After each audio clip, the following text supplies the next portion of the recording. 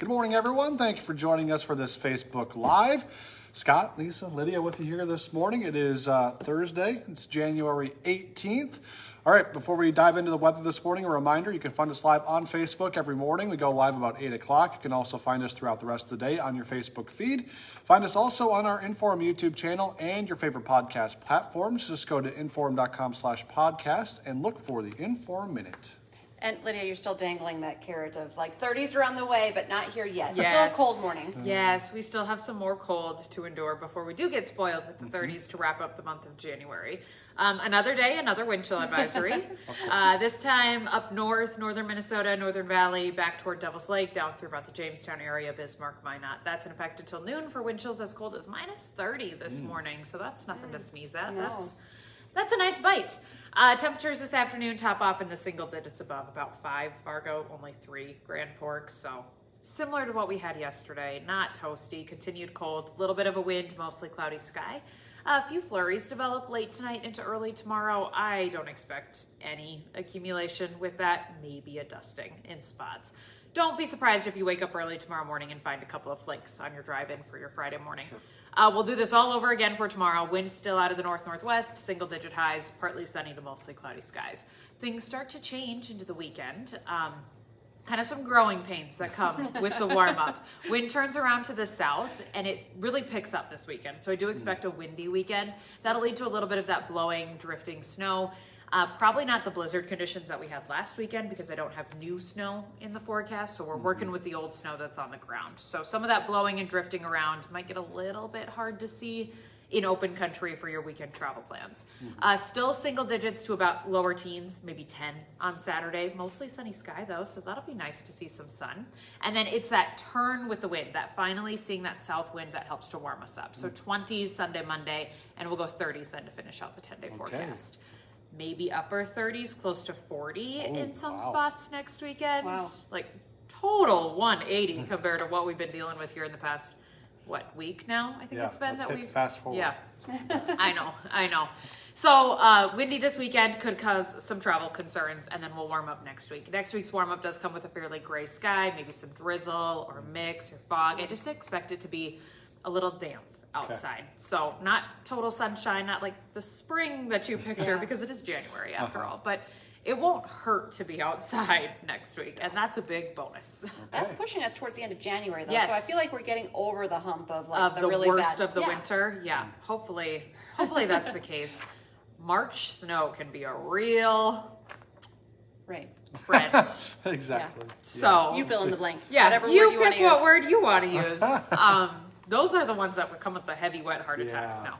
Obviously, I'm not forecasting that at this point. Don't go putting money on it, but Just never know. yeah. And late spring snow also is not fun because it's like, when will we be done? Right. I agree with that. Yeah. But maybe, I mean, January is our coldest month. So with the rest of January looking pretty mild, maybe this is the worst of the cold for the winter. Yeah. And I'm really just talking about the cold, like the cold January, February. Snow is annoying in March, April, May. But it usually comes with 30s. Yes. Or It 20s doesn't at last least. as long. Yeah.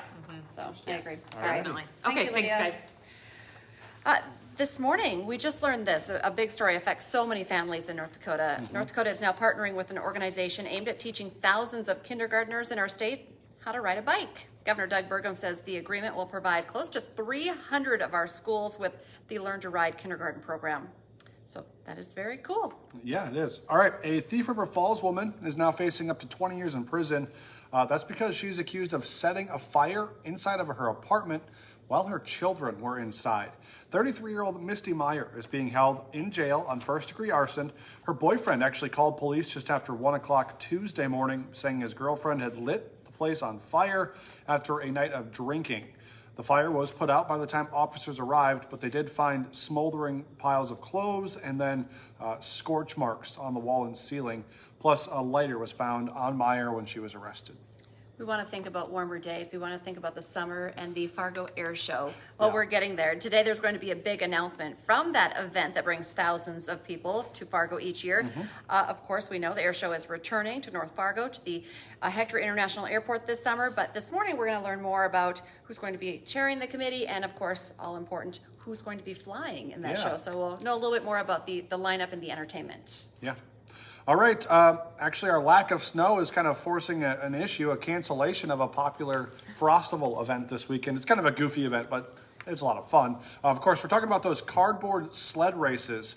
They're supposed to take place on Saturday, but the Park District says there isn't enough snowpack at Nicholson Hill where the event takes place, so unfortunately it can't happen this year.